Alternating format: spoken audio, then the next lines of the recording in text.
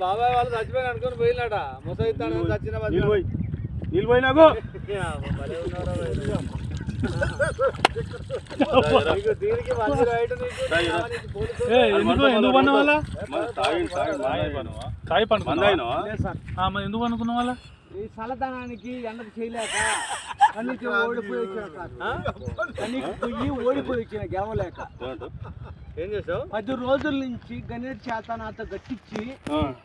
నా కష్టం దోచుకొని గణేట్ రాయ్ నాకు అంటే డబ్బులు ఇచ్చారు కానీ శ్రమ